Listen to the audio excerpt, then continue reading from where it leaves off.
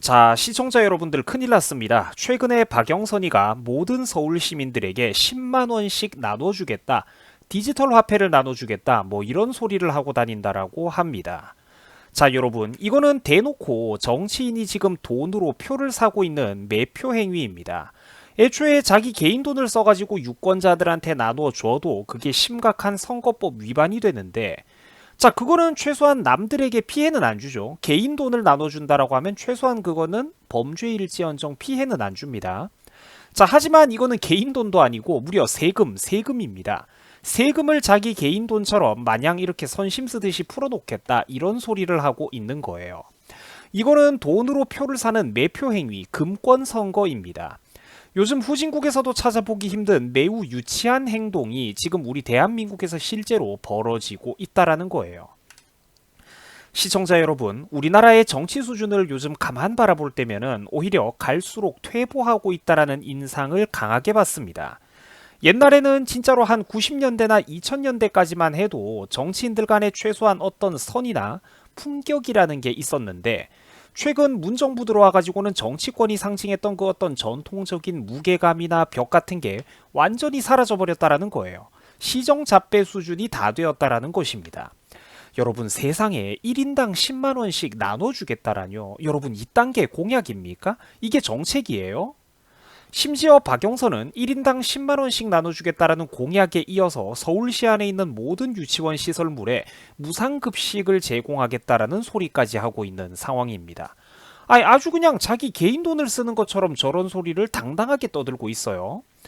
박영선이는 지난 22일 서울시에 있는 공립, 사립 유치원 소속의 7만 5천 명의 아이들에게 중식과 간식과 우유를 무상으로 제공하겠다라는 이런 공약을 내놨습니다. 야, 진짜 어쩌다가 여러분들 정말 나라 수준이 이렇게 돼버린 걸까요? 최소한의 금도도 없어졌어요. 아니, 왜 매일 스테이크에 랍스타도 나눠준다라고 하지 그렇습니까? 천만 서울 시민 모두에게 무상 치킨, 무상 햄버거, 무상 피자, 무상 삼계탕을 나눠주겠다. 뭐 이런 소리는 왜 안 합니까? 왜 안 해? 왜 못 하는 거죠? 그런 소리는? 기가 막히다라는 거예요. 우리나라가 산유국가 마냥 지하자원이 썩어 넘치기라도 한다라면 모를까. 근데 심지어 그런 국가들이라고 해도 국가 규모가 일정 수준이 넘어가면은 그 무제한적인 복지 청구는 사실상 불가능하다는 게 증명이 되었죠. 수많은 어떤 복지 청구를 표방했던 국가들이 모두 경제가 몰락을 했습니다. 브라질도 그랬고 베네수엘라도 그랬어요. 노르웨이도 똑같은 전철을 밟아가지고 과거에 그 거대한 북해 유전이 처음 발견됐을 때 펑펑 써재기던 돈이 지금은 꿈같이 되어버렸죠. 모든 국가들이 일정 규모 이상이 되면은 무제한적인 복지 청구는 지하 자원이 있어도 불가능한 게 현실입니다. 그 나라 안에서 가치 창출이 되어야만 한다라는 거예요. 하물며 극소수 능력 있는 제조기업들 말고는 우리 대한민국이 가지고 있는 게 뭐가 있습니까? 지하 자원이 한 톨도 없어요. 물론 극소수의 지하 자원이 있기는 하지만 실제 채산성이 없어가지고 해외에 이렇게 캐다가 수출할 만한 그런 경제성이 없죠. 우리도 남의 나라 거를 사다 쓰는 게, 수입해가지고 쓰는 게 훨씬 더 저렴한 형국 아닙니까? 이런 나라에서 복지 청구는 불가능하다라는 거예요. 국가가 공짜로 국민들에게 용돈을 나눠주고 수만 명, 수십만 명의 학생들을 대상으로 무상급식을 실시하겠다라고 하면은 그게 당장은 듣기 좋을지도 모르겠지만 그런 거를 실제로 벌이기 위해서는 막대한 재원이 필요합니다. 이런 식으로 공공서비스를 무분별하게 확대를 하다 보면은 결국 어떤 식으로든 국민들과 시민들이 부담해야 될 세금 부담이 늘어날 수밖에 없다라는 거예요. 그리고 이제서야 지금 참고 자료를 설명해 드리는데 여러분들 이 화면의 위쪽을 한번 보세요. 돈 문제뿐만 아니라 급식의 품질도 문제라는 것입니다. 지난 2014년에 박원순 시절에 소위 농약급식 사태가 왜 터졌겠습니까? 왜 무상급식 업체들이 선별되는 과정에서 뭐 친인척들이 엮여있다는 둥, 지인들이 엮여있다는 둥 여러 가지 불투명한 유착들이 발생을 했던 걸까요? 결국 정상적인 방법으로는 돈이 부족해서 안 된다라는 겁니다. 급식 품질이 보장이 안 된다라는 거예요. 급식 품질 관리가 저질화가 된다라는 거죠. 어떻게든 급식이랍시고 구색은 갖추려다고 하다 보니까 그 자연스럽게 재료가 부실해지거나 원산지가 저질화가 된다라는 겁니다. 그러자 아이들은 밥을 버리고 매점에 가가지고 빵 같은 거를 사 먹으면서 끼니를 때우게 됐었죠. 왜 그랬을까?